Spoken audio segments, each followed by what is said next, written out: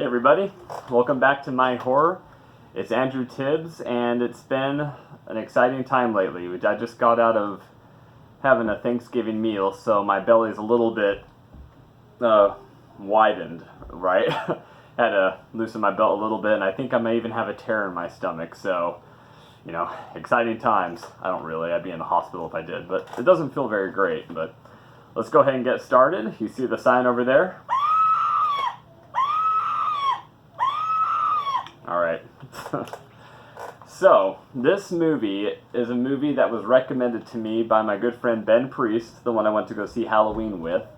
And I'm not even sure if I should be offended or not. This movie is a doozy. It's, okay, get this. It's a Czechoslovakian surrealist horror film called Valerie and Her Week of Wonders. It was directed by... I don't even have to preface it. Jaromil Jires. So, if you're Czechoslovakian out there, I'm so sorry. If I have any listeners or viewers from Czechoslovakia, then hey, good for me. But yeah, it was directed by him. It is a movie that has the most difficult to understand plot I've ever seen in the world.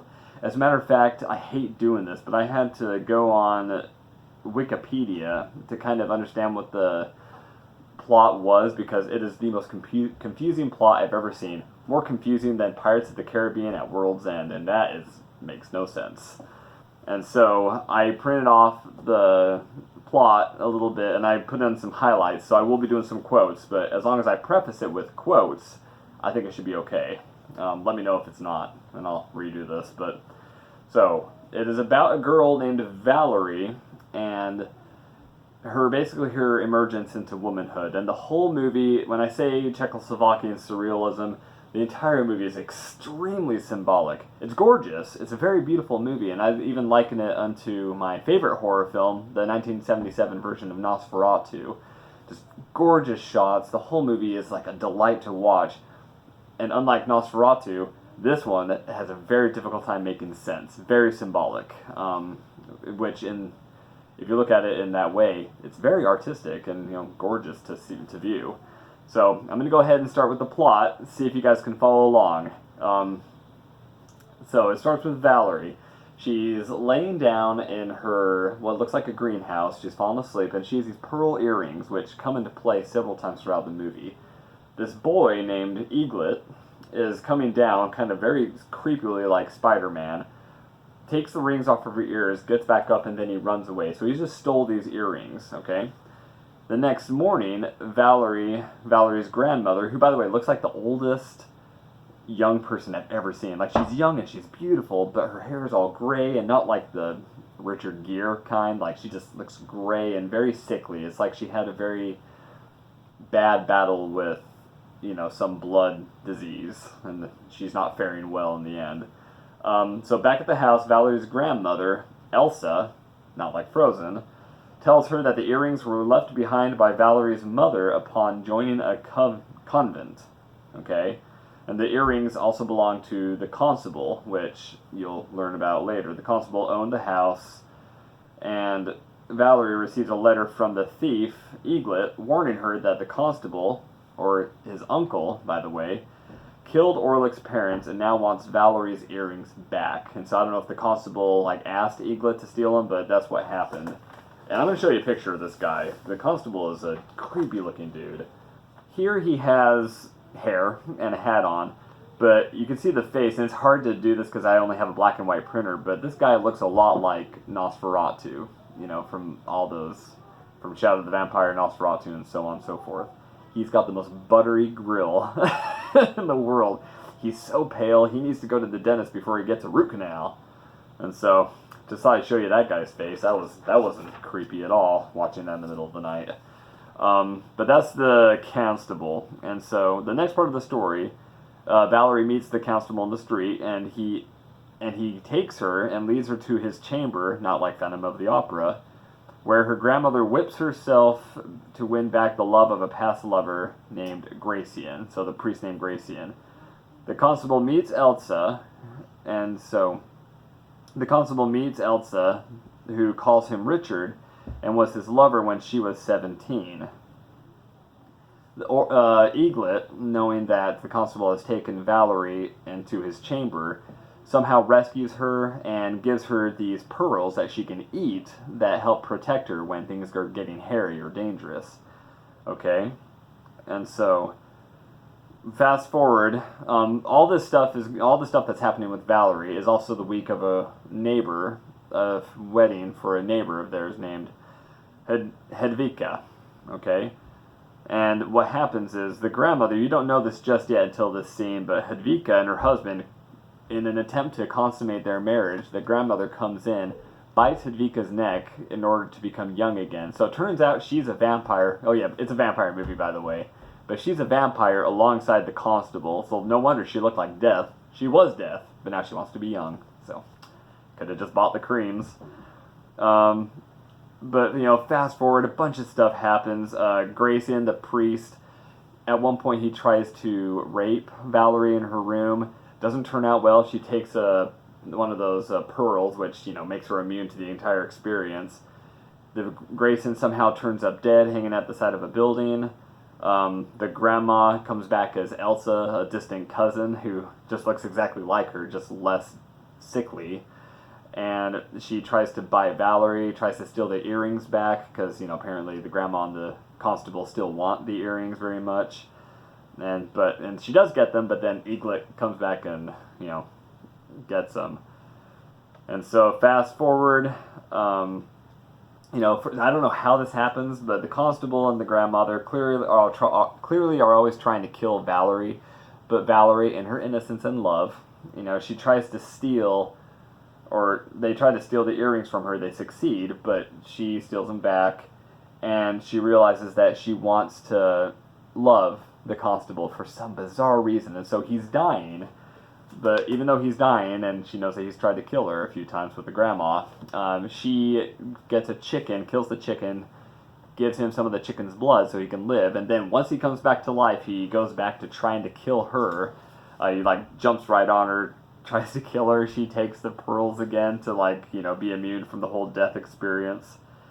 And turns out the priest who was hanging on the side of the building is not dead anymore. And then somehow, because of Hedvika, like I said, she was bit by the grandma, so logically she'd become a vampire now. They don't form a relationship, but she spends the night with Valerie. And, apparently Valerie's kisses are curing to her, and she becomes a normal human again. And then fast forward, there seems to be this grand ball. What was it? What was it? So, in a crypt, which has now become a brothel, the constable... is throwing a party down there in some sort of basement area, and Valerie comes in, puts one of the earrings in a drink that the constable puts in his mouth, and he becomes a polecat. And from then on out, I can't even really effectively describe what happens. It becomes the most dreamlike sequence of the whole movie. They end up in the woods, everyone's playing instruments, everyone's dancing, the constable is looking very Nosferatu, just running around all over the place. And the movie ends with Valerie asleep on a bed in the middle of the woods. And that... I'm so sorry. That is the plot, everyone. And that's not even all of it. It gets crazier. It seems like one of those plots where the director... And I was watching a video on this earlier. But the director liked certain characters that he would do some shooting one day. And then the very next day, because he's like, I really like that priest. Let's bring him back. So they bring him back. The grandma keeps on going in and out of being old. Valerie, everyone in this movie, by the way, and maybe some of the confusion has to do with culture shock, because, let's face it, I'm not very familiar with Slovakian customs or folklore that's attached to it. But everyone is kissing each other in this movie, and sometimes I'm like, maybe it's like Spain, where they give each other pecks on the cheek. But they are full open mouth kissing, and when I say open mouth kissing, I mean there are a couple moments in the movie where the grandma is open mouth kissing Valerie just to greet her. I'm like, oh my goodness, I'm nervous from here on out to ever give any one of my family members a kiss on the cheek. So next time I hug my mom, I'm not even gonna give her a kiss on the cheek. I'll pound it because I'm afraid that this movie's gonna come true. It was just very interesting. But like I said, with that being said, it's very gorgeous to watch. Now that I don't understand the plot, this is one of those movies where, like Nosferatu, I'll put it on in the background and just let it play. You know, the music's beautiful, the imagery is beautiful, and with all the confusion, the symbolism is actually very deep and very well crafted, kind of like a Kubrick film.